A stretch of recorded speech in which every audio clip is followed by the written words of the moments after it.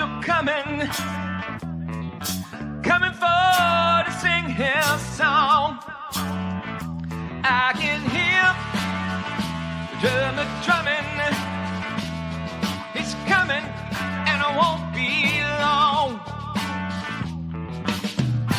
Hear the cry across the nations. People wanna be free, yeah. Free to leave the great plantations. Free to be who they want to be. I see it squeeze out freedom, and it won't be long.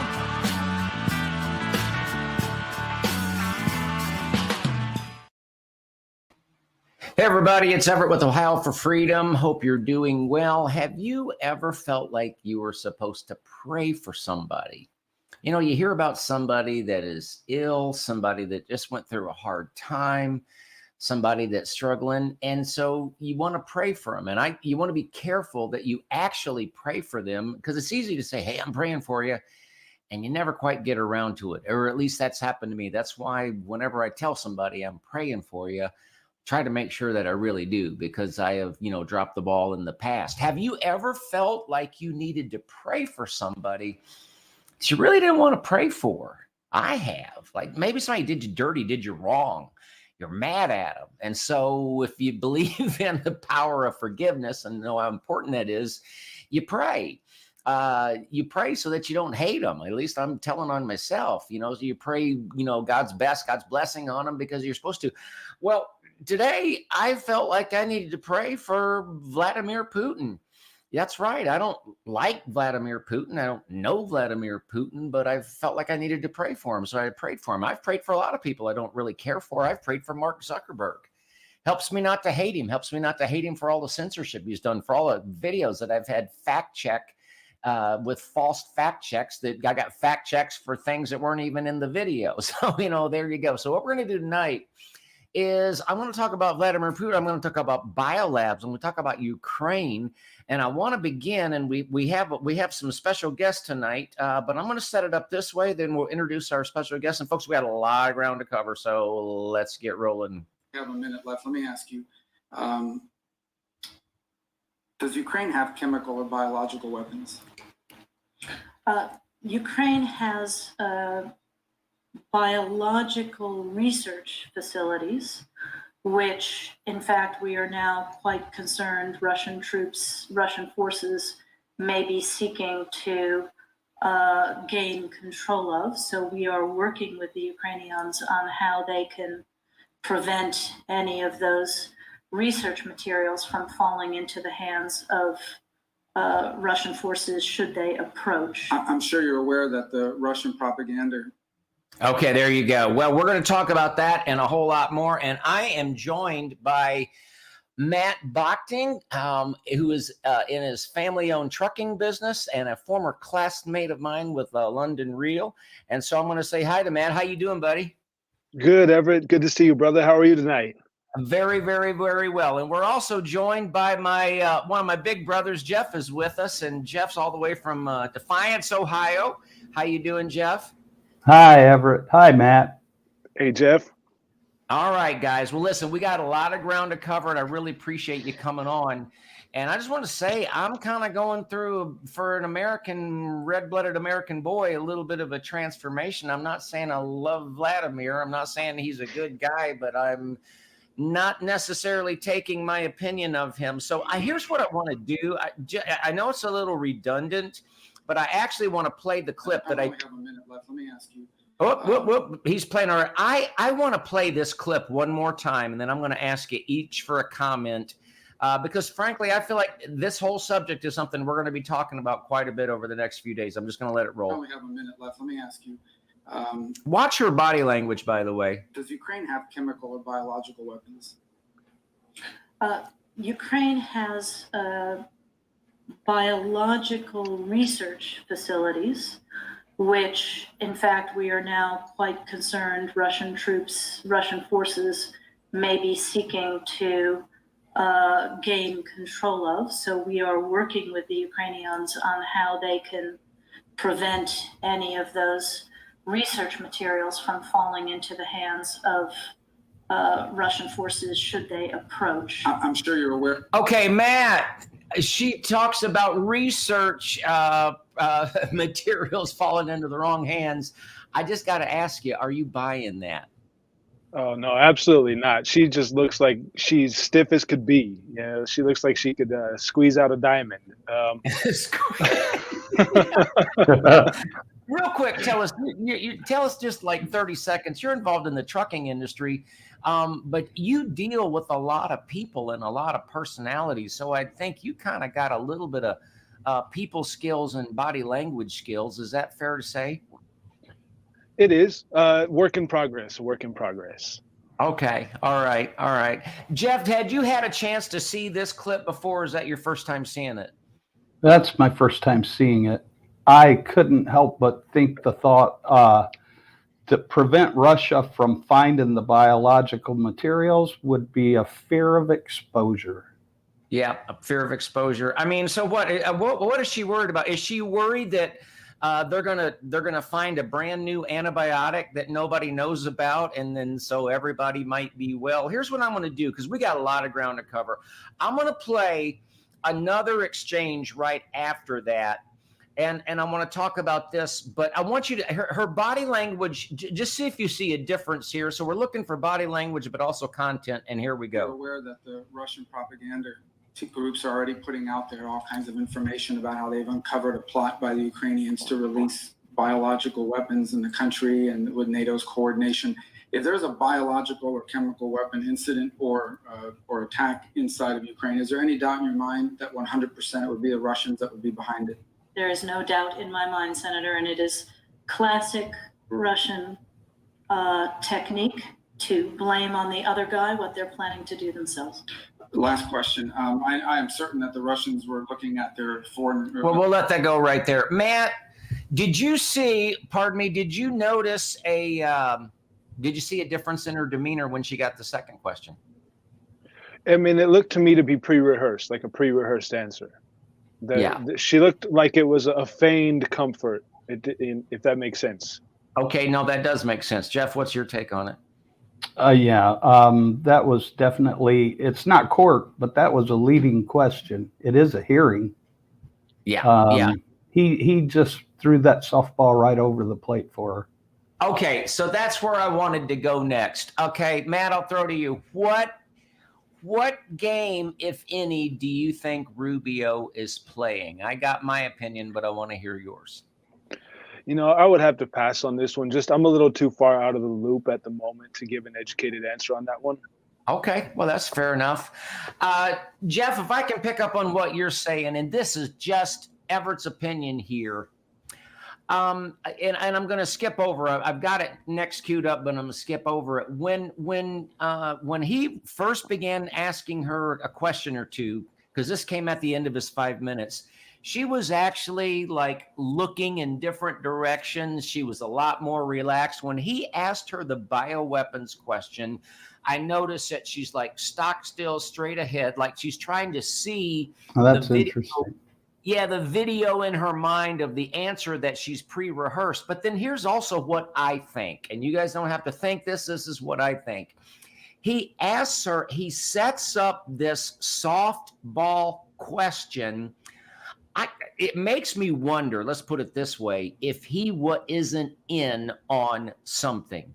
It makes me wonder. I would even go as far to say I wouldn't be surprised if she knew what he was going to ask, if the CIA had told him what to ask, because he gave her a perfect out. He didn't press. He gave her a perfect out. And if anybody that follows this program knows, there's one cable program that my wife and I watch every night. It is Tucker Carlson. He doesn't cover everything, but what he does do, he does a really good job. He's not the number one cable guy in America for nothing. And interestingly enough, he invited Rubio to come onto his program tonight, and guess who refused? So, Jeff, it's a continuation of the gaslighting of America, don't you think? Say it again. A continuation of the gaslighting of America. I would certainly, I would certainly think so, but I don't know.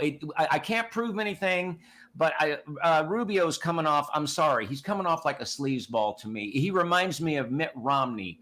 He's acting like he's posing a tough question, and then he gives a very, very easy escape route here. I'm going to pass over this next one, and I'm going to play just a little bit of this. This clip that's coming up is from this is Russian media government. I'll bring it up on the screen for you guys, and they are calling the U.S. out. Let me just let a little bit of this play, then we'll talk about it. Materials existing today, the confirmations that were made these days by the Ukrainian side and by the United States of America. There was a statement made by the Deputy Secretary of State, Victoria Nuland, leave no doubt, will not leave an opportunity for Washington to keep silence this time. We remember how many years, and also their attempts while spilling blood to find biological and chemical weapons throughout the world, while in fact occupying, killing people. They were looking in the wrong place. We have found instead of you. We have found your own products. Ooh, I could let that play, but I want to keep it rolling, guys. But Matt, is he? What's your reaction to that clip? Are they bringing it to us? Are the Russians bringing it to us, kind of putting it up in our own face, or what's your take? Oh yeah, absolutely. Right. That's what I'm hearing is it's time to tell us the truth. And I think it says it later in that same statement, enough with the talking heads. It's time. We know what you're doing. Tell us the truth. The game's up. Yeah. Mm-hmm. Yeah. Jeff, what's your reaction? I ditto that big time. Really. Yeah. I think that's what it's all about. We've been being fed a scripted scenario of what's going on in Ukraine, and the media has been showing pictures that are not of this era and are not even geographically correct, gaslighting the American people. And I think Russia is speaking out. If there's a voice of truth, it's not our media.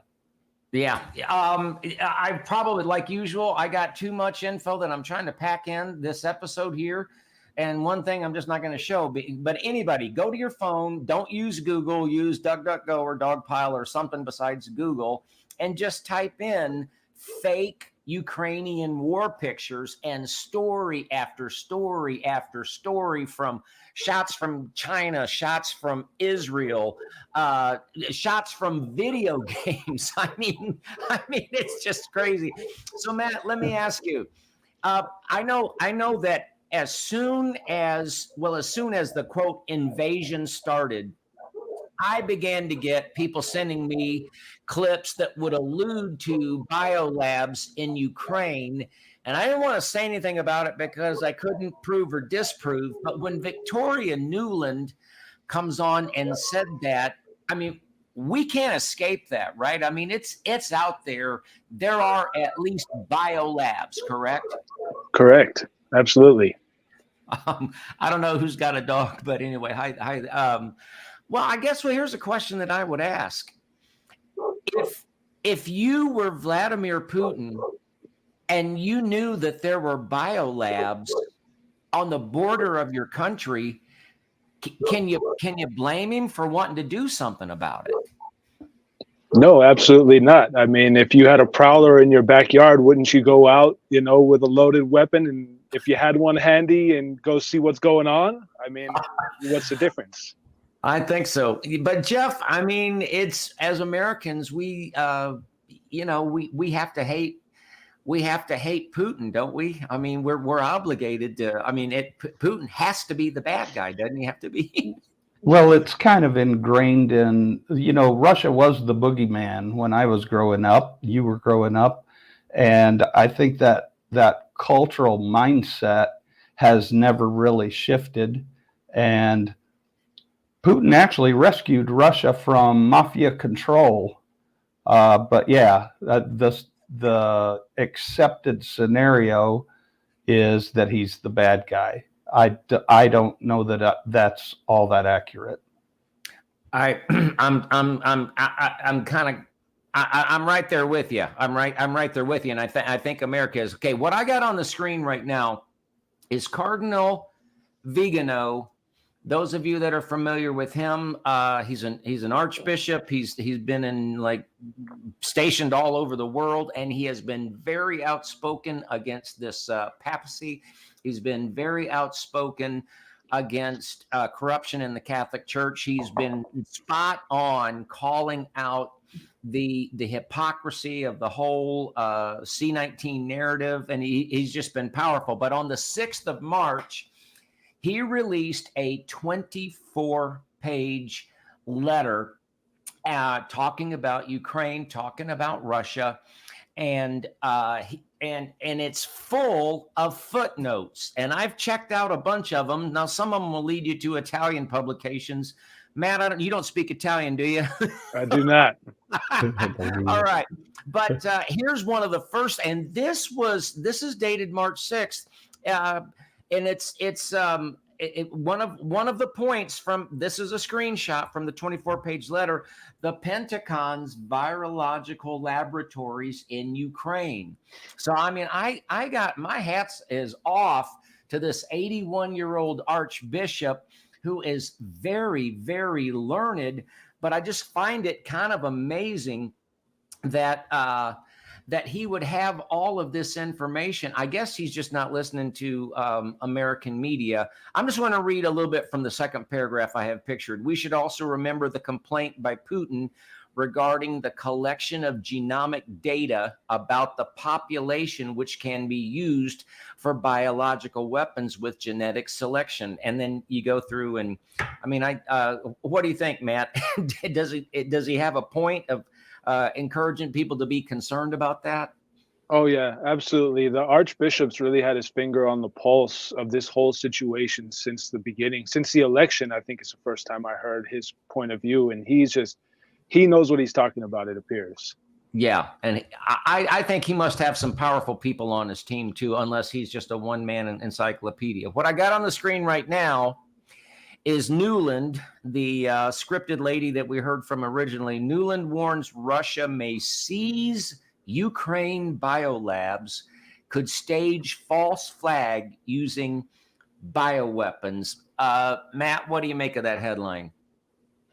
What publication is this from? This is, I can't tell, but this is American media here. I just took a screenshot of it. But in other words, I think, it says on Tuesday morning, Bloomberg reported that China had accused the U.S. military of operating dangerous biolabs in Ukraine, which, quote, echoed a Russian conspiracy theory that Western officials warned could be part of an effort to retroactively justify Putin's invasion. Well, I'm just curious, what does it sound like to you, that the headline that Russia may seize Ukraine biolabs and could stage a false flag using bioweapons? Well, my tinfoil hat mind tended to just lean towards that it's actually going to be the U.S. who would stage a false flag there more so than Russia, and maybe already are. Yep. Jeff, what's your take, brother? It's a well-established tradition, the U.S. staging false flags. Yeah, well, that's interesting that you said that, because I'm going to give you a little bit more. Now, from Cardinal Vigano's letter, he actually references that what I'm showing is a screenshot from the United States Embassy in Ukraine. And I found this by following the link that Cardinal Vigano provided, but it's an archived link because the U.S. Embassy in Ukraine has deleted this from its active website. But if you read right there, Biological Threat Reduction Program. And let me read the next one, and then I'll ask y'all to comment on it. So this is a couple paragraphs down. I'm going to try to blow this up so I can see it better. And it says, the BTRP supports many collaborative research projects which Ukrainian and American scientists work together. Before I read the rest, Matt, do you want to comment on that? Ukrainian and American scientists work together. What does that say to you, sir? Well, I mean, it says everything that they took it down in the midst of what's happening right now. Right, right. What about the fact Good point. that who's working in them there biolabs? If I'm reading this correct, Jeff, who's working there? Ukrainian and American scientists. Okay, there you go. So there's American scientists, our tax dollar paid scientists were, I mean, this is right from their website. Why do we have, think about that, and I want an honest answer from both of you guys. Why do we have American scientists working in a biolab in Ukraine? Can't we do the same thing in America, Matt? I don't know. Maybe it has to do with less visibility. Maybe they thought they wouldn't be discovered. Who knows? I'm sure that they didn't anticipate a truth movement in the United States where, citizens took on the task of researching to actually, be in the know. So I'm assuming it's because they thought they could get away with it somewhere remotely. That's good. I like it. Jeff, what do you got? What do you think? Much like America has experienced in the last 13 to 14 months, Ukraine has had an illegitimate government since 2014. And the country, as far as dignity and truth and respect, and I'm not talking about the Ukrainian people, from Right. a governmental standpoint, it's a cesspool.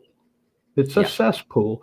And there's a whole lot of bad stuff been going on in Ukraine. And this is evidence of some of it.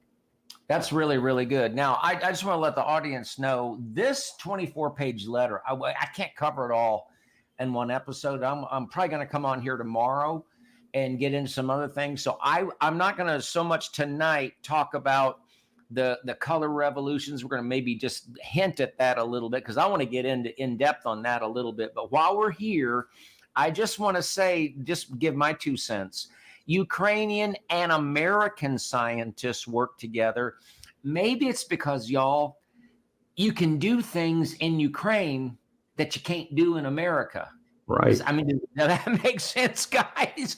Maybe. I mean, we did that whole gain of function moratorium, and Fauci shipped that all that stuff through EcoHealth over to Wuhan. Yeah, kind of like FedExing the stuff back and forth. Right. And I didn't have time to pull it, but I've posted it in other videos. Peter Daszak, I've got him on video, real relaxed and real proud of himself, saying that he funds, and I'm not saying this is a Peter Daszak lab, but I wouldn't be surprised, but doesn't have to be. But Peter Daszak and EcoHealth, he's got labs that he funds all over the world, and they're very, very loosely controlled. I'm going to read a little bit more of this screenshot. I just want to read to the audience. This is right from the U.S. Embassy's website in Ukraine. Used to be, because they're hiding it now. Risk assessment of selected avian EDPs potentially carried out by migratory birds over Ukraine. Look at this second one. Prevalence of Crimean Congo hemorrhagic fever virus. Hemorrhagic fever. And there's other ones that I care. But I just want to be redundant, and I want to say the same thing twice plus repeat myself. But Matt, does it sound like they were really working on really safe and benign stuff, or is there at least the possibility that they were dealing with some stuff that was pretty dangerous, in your opinion, sir? Oh yeah, absolutely. I mean, yeah, absolutely. It looks dangerous. When I have to double take and even see if I know what that word means, then yeah, absolutely. It doesn't sound like it's on the level. Yeah, Jeff, what you got a comment before we move on? I mean, just that although Crimea and Russia have 650 miles of shared border, Crimean Congo, I had no idea Crimea shared border, or Ukraine shared border with the Congo. Where did that come from? Crimean Congo, what is it? Yeah, Crimean. I didn't even look at it that way. Crimean Congo hemorrhagic fever. That's Yeah, the so one. it's kind of like Ebola all of a sudden is problems in Ukraine. That's, It sounds like not, it sounds like baloney, doesn't it? Yeah, yeah. yeah, Okay, but someone should have been more careful thinking up that line. okay, we're making good time here. What I got on, I just want to let everybody know that all this stuff that we're seeing, and they're trying to throw it at us like it's all brand new, first time information. But it's interesting. Today it popped up on, I think, Jack Prosovic's Getter feed, a link to, this is a screenshot from a documentary that was produced. You can see him right there in the middle. This is Oliver Stone. Oliver Stone's very well respected in the filmmaking industry, but this is a documentary, and I just sampled a bit of it. I want to go through the whole thing, but it's 90 minutes. I didn't have time to do that today. But this is from 2016. And what's interesting is from 2016, we're going to play one short clip from it. Look over here to the left. There's good old John McCain. There's the lovely and gracious Victoria Nuland, Oliver Stone in the middle. Then you got Putin, and then you got the Russian president that was president before Poroshenko. In other words, this is the guy they got rid of. I just find that very interesting. Here's what I want to do, y'all, and we're going to kind of switch gears here a little bit. Well, before we do, because I want to talk about Nazis and a few things like that, but Matt, is there anything else that you want to say as far as biolabs in Ukraine that comes to mind that we haven't hit? No, not particularly. You pretty well covered the hot spots. All right, Jeff, is there something I'm leaving on the table here?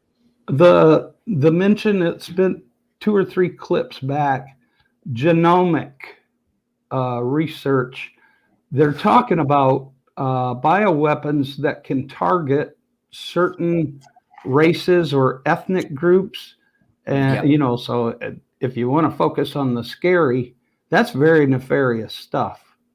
Well, it is very nefarious stuff. And I'm glad you mentioned that because, like, I would say previous to Victoria letting the cat out of the bag, even though she didn't want to, and she's trying to do it in a careful and controlled way. Previous to that, and Archbishop Vigano he's the one that brought it up, that I didn't know Putin had raised those concerns. But if I had, like a lot of people, it'd be really easy to just think, oh, he's crazy. He's just, he's nuts. But all of a sudden, when you find out that there are biolabs in Ukraine that our government is trying to hide and pretend they don't exist, it makes it makes Putin look a lot smarter than crazy. Does that make sense, Jeff? Or It does. It does. I remember the old movie Tony Curtis was in, had to do with Cossacks and Slavs, and the idea of being able to take a people group and decimate them so that the people group that you want to be able to advance could take over. That's just heinous stuff. Why wouldn't Putin be concerned? Well, you're actually kind of giving us a segue in what we're going to talk about. So listen, folks, there's no way that let me say, I'm going to make this statement and we're going to kind of shift gears, but I would like you guys to each give a comment if one comes to you. And Matt, I think you and I were talking about this when we talked on the phone earlier today. I'll say it this way. When Tucker Carlson, who has the #1 rated cable show, when tonight this was his lead story, he led with the same clip that I did. So I'm all ready to go. I take a quick peek at it. Okay, so that's kind of, but anyway, when Tucker Carlson is helping to get this information out to the greater public, the greater American public, I'm assuming that he's reaching a lot of people that aren't as woke up as others. So what I'm saying is, then, Matt, how does America come to grips with the fact that maybe we need to view this whole Putin thing, this whole Russia thing, this whole Ukrainian-Russia conflict in a different lens? How important is that, do you think? Well, it's absolutely important. And one of the things that in my mind clues me in is that it's the same people who put out the smear campaign of lies against Trump and the same backing groups that were against Trump and everything he was doing that are telling us all now to hate Putin. Yeah. And how can you fight a battle if you don't know who your enemy is, or if you're mistaken thinking that your enemy is someone else? So it's absolutely vital to understand what the enemy actually is, which it appears to me that the enemy is closer to being on the inside of of our home, the government officials here, and you can see our current administration and their ties with Ukraine right there off the get go. That smells like guilty, you know. Mhm. Yeah. Yeah. Yes. Jeff, what do you think? In other words, where do you think America is in terms of the process of of actually seeing things for what they might be instead of what the media is trying to portray them to be? Where do you think? Well, think about this for a minute. The whole COVID schmovid thing, it's been shown that people are waking up to the fact that the media has been lying to us. But all of a sudden, that well-entrenched Russia bad, America good mindset come out with a new scenario, a new distraction, and people are just buying it. I really think it's tragic that we are so, as a society, are so gullible, where Ukraine is handing teenagers cash and Kalashnikovs, whatever those kind of rifles, so, to set the stage for tragic scenery to be depicted. If Putin wanted to take over the Ukraine, it'd be over and done with. It would have been over and done with a week or two ago. That he's being very careful, and I think he's trying to affect change, but he's not in a territorial grab. If he was, there's a whole lot of territory he would have already grabbed. Man, yeah, there's a lot I can say. I do want to play this clip. It'll help us. This is actually a brief clip from the documentary by Oliver Stone. I want to play just a little bit of it and see if we can kind of transition here. We're making good time. U.S. intelligence kept a close eye on Ukrainian nationalist organizations as a possible source of counterintelligence against the Soviet Union. CIA documents that just recently have been declassified show strong ties between U.S. intelligence and Ukrainian nationalists since 1946. From the CIA agency report, it is clear that they were not mistaken about the nature of Ukrainian nationalist organizations or their leader, Stepan Bandera himself. According to an OSS report of September 1945, Bandera had earned a fierce reputation for conducting a reign of terror during World War II. After the Second World War, I'm going to let this play a little bit more, guys. Ukrainian Nazi leaders fled to Europe, where the CIA helped them hide. The CIA later informed the Immigration and Naturalization Service that it had concealed Stepan Bandera and other Ukrainians from the Soviets. The operations involving Ukrainians continued for many years. The Nuremberg trials of 1945 and 1946 brought the political, economic, and military leaders of fascist Germany to justice and revealed to the world the monstrous face of Nazism and the crimes they committed. But the Ukrainian Nazis were spared the same fate, and some were even granted indulgences by the CIA. By 1954, the agency excused the illegal activity. Okay, I'll jump out right there. Matt, when all of this started, I know you're on Telegram and you got sources. Have you heard, rumors or like links sent to you of like Nazi influences in Ukraine? Had you heard of that?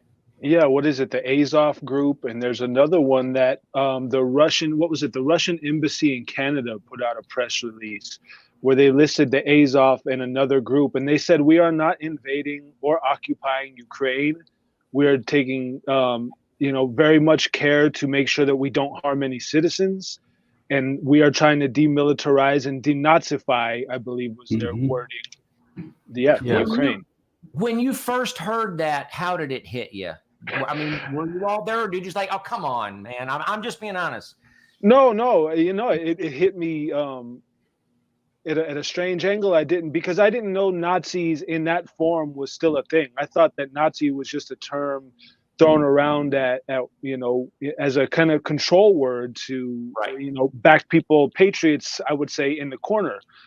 I didn't know that there were active Nazi groups, and one thing that it does bring to mind is back when I first started in my, I guess you could call it conspiracy days, I always heard rumors that there were a lot of Nazis after the war were brought into the United States for safe harbor. I think it was Operation Paperclip. Yeah. I'm not mistaken, is what they called it. Yeah. So, and again, there's another connection between the Nazis, which were apparently brought in, and we were working with them on science projects, I guess you could say, and now here we are engaged with more Nazis in science. I mean, it's just a loose connection. I don't know if it's I don't know if that line's been followed all the way through, but there's definitely a connection. Good observation.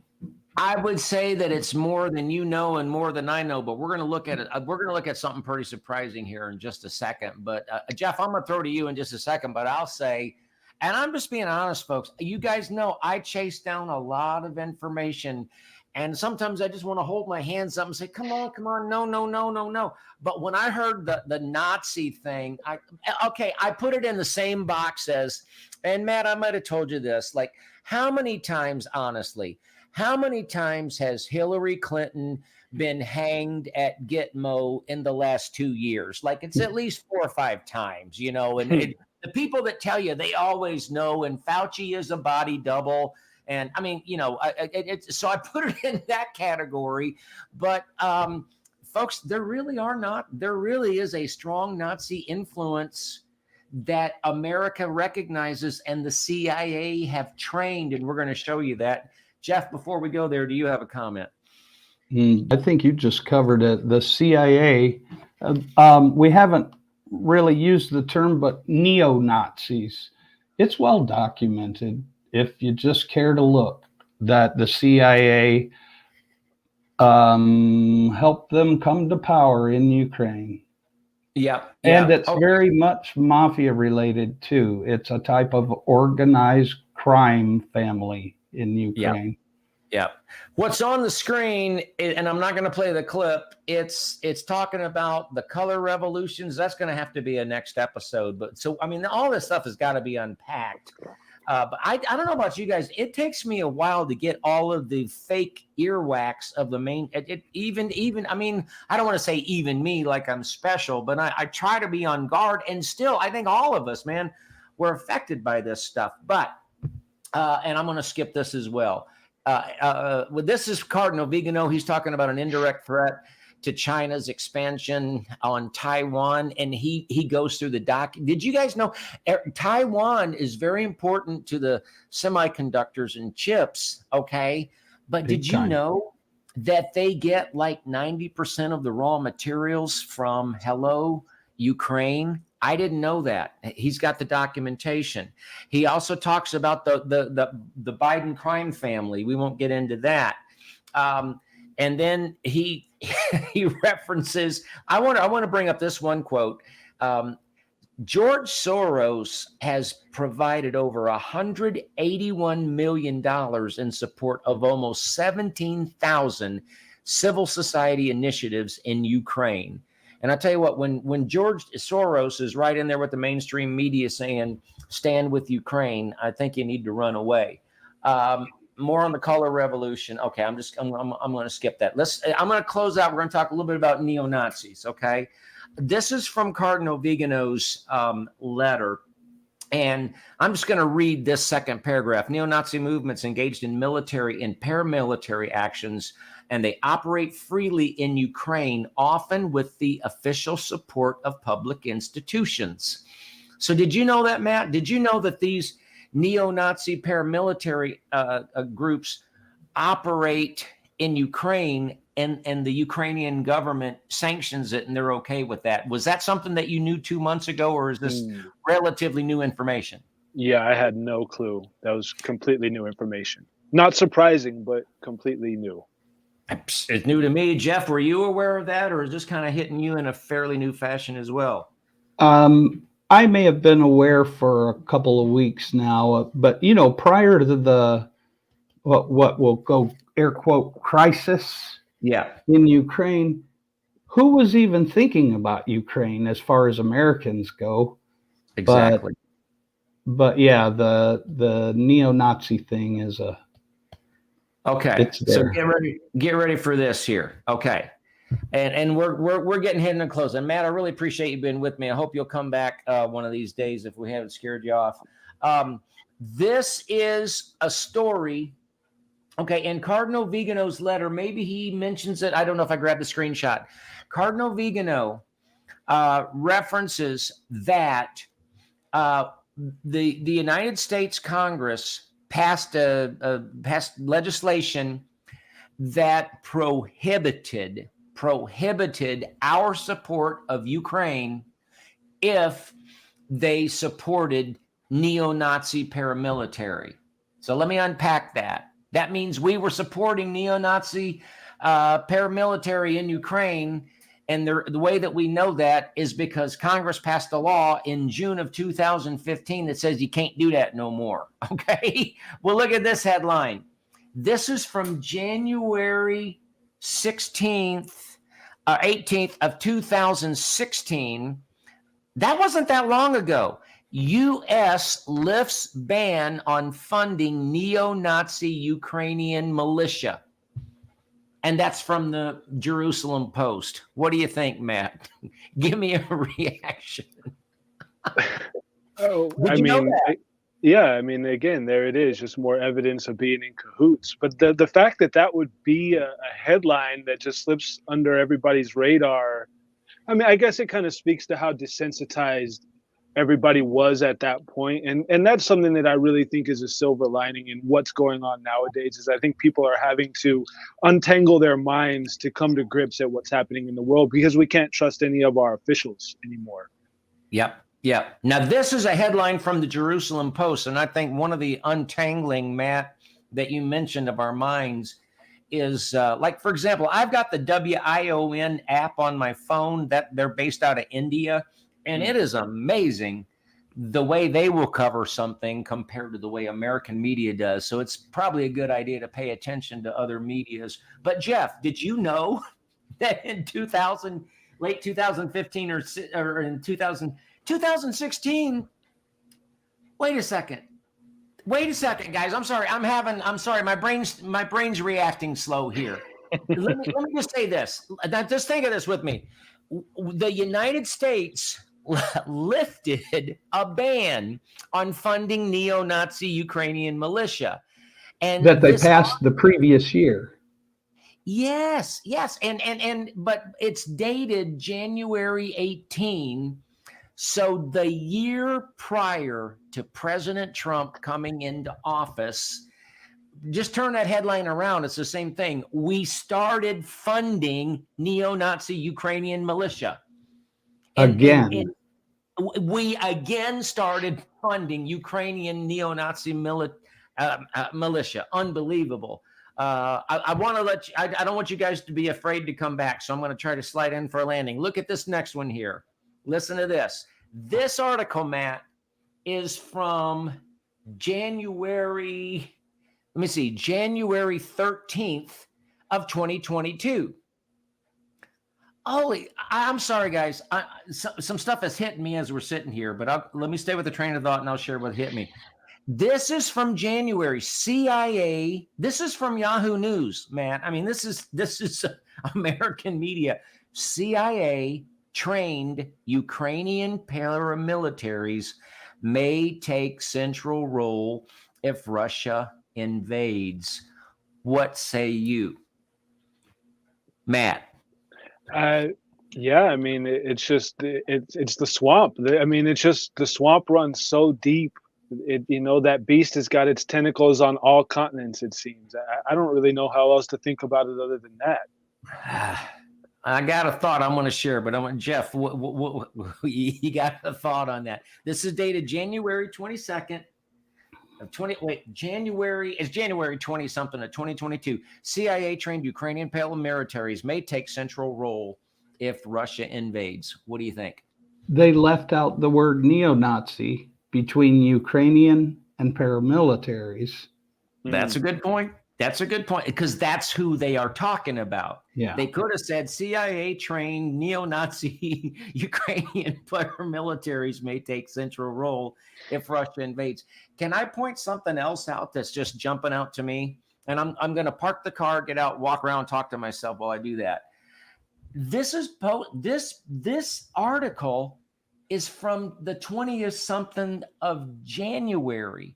I don't even know when all this started, but what would prompt somebody to write this article? The process hadn't even really started yet, had it, Matt? The goading had. We had been poking the bear and goading him to actually do something regarding Ukraine. Yep. But in the process of goading, Matt, had it even really started by the 20th of January? Well, that looks like the setup for a psyop or a false flag. Yeah. They knew what they might have to do if things kept escalating, so they start seeding the narrative at that point already. So Yep. I ran out of time. I ran out. Well, and this is Kaneko the Great sent this to me right before we came on. How Obama and Biden installed neo-Nazis in Ukraine. Folks, there's a lot of information on this neo-Nazi stuff in Ukraine. I just want to kind of end on this thought, and then I'm going to give you guys both a last closing statement. And I'll share it this way. I heard Dr. Malone. You guys know Dr. Malone. I heard him say in an interview from Friday of last week that he attended a conference with his wife in early January of this year, right after the holidays. And some big time investor, high net worth guy, big in Silicon Valley, was talking to Dr. Malone's wife, and he flat out told her, well, we're going to get into a war with Ukraine here in a little bit. I trust what Dr. Malone says. If he said that conversation happened, I believe that it happened. I guess, Matt, what I'm asking is, was this whole thing planned? I mean, I guess it depends on how deep you do go down the rabbit hole. The farther we go, the more far out theories seem to be getting truer and truer. And if you really dig into what some of these anons are saying, they talk about it like we're all just watching a movie anyway. I don't think that that's completely true, but I think that there are. I think you can make predictions just based on knowing how our world really functions. And people who really are on the inside and understand how things work could predict well enough how things are going to play out that it could seem and appear like a movie. But yeah, I don't. I'm going to ask you one more question. Do you think the Biden regime and the forces that are actually controlling the Biden regime, do they want this to happen? Is this a desire of theirs? I'm just asking an opinion. I think they lost control of the narrative with Trump, and they're desperate. I see desperation. I don't see any power moves by any of these people anymore. I see that they lost control. I think they drastically underestimated what Trump and whoever he's working with is capable of. And I think they're grasping for straws at this point. I don't see any power behind any of their actions anymore. Gloria says, of course it was planned. And I'm kind of leaning with Gloria there. Jeff, I'm going to give you a last word. What you think, man? What do you think? Are you there? Jeff, I was giving you a last word. Oh, I thought you said Matt. I think it's really quite obvious that there is a plan. The powers that shouldn't be, that term you like to use sometimes, have been goading Putin to do something that they could convince the world was actionable offense. I think they want Putin out of power. They want Russia more readily exploited and controlled. And I believe Putin finally said, I guess I don't have any choice but to straighten this mess out. Oh, come on, man. What's wrong with having a bioweapon lab in your backyard? Just close the door. No, I hear you. I believe Matt, they wanted him to move against Ukraine so that they could paint him as the monster and then deal with him according to their agenda. well, Matt, it doesn't. Putin may have his downside. Oh, by the way, and I just got to say this.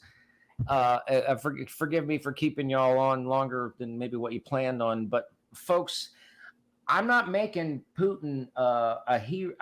I'm not saying he's a nice person, but I tell you what, if I were to pick up my phone right now, and I did this the other day, I've done it twice in the last 24 hours. I ask Siri, by the way, you don't have to say, "Hey Siri." That's creepy to me, but I have asked my phone, how many Iraqi civilians died in the Iraq war? And you can get numbers anywhere from 200,000 to 1 million. So we're not Matt, we're not exactly pure as the wind-driven snow in all respects, are we? No, absolutely not. I'm nobody to judge, and certainly with the people pushing the narrative, you know, is the question whether Putin is a good guy? I mean, or perhaps a bad guy doing a good thing. It doesn't appear to me like he's on the wrong side of history at this point. What kind of colorful background he's had? Who said it, that there's no saint without a past and no sinner without a future. Woo! I like Very that. good. Very well said. That's good, brother. I can't take credit for it, but somebody out there brilliant said that. I'll give you credit for it now. Gloria's got some good. I'm gonna wear clothes on Gloria's comment. Putin is fighting against one world order. Just my thought. Actually, Gloria, it's not just your thought. That is the entire. I would say that's the main thesis behind Cardinal Vigano's paper. And we're going to probably come on tomorrow night and really try to go through that. That paper's packed through with so much stuff, but he lays out the connections with the World Economic Forum and the New World Order. And so, Gloria, I think you're right on. Matt, really, really appreciate it. I'll come back again sometime and let's talk about trucking, man.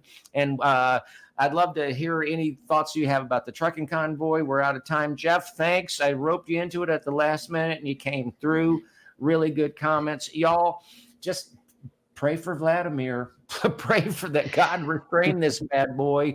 And I'm serious. I really did pray for Vladimir Putin. And maybe I should have been doing that a long time ago, but I prayed for him. And I pray for our country. Ultimately, God's got this, y'all. So until next time, God bless you. God bless your family. Matt, I always say, God bless the state of Ohio, which is standing up for the United States of America, which is standing up for the rest of the free world. Good night, y'all. I hear the sweet sound of freedom, and I won't be long.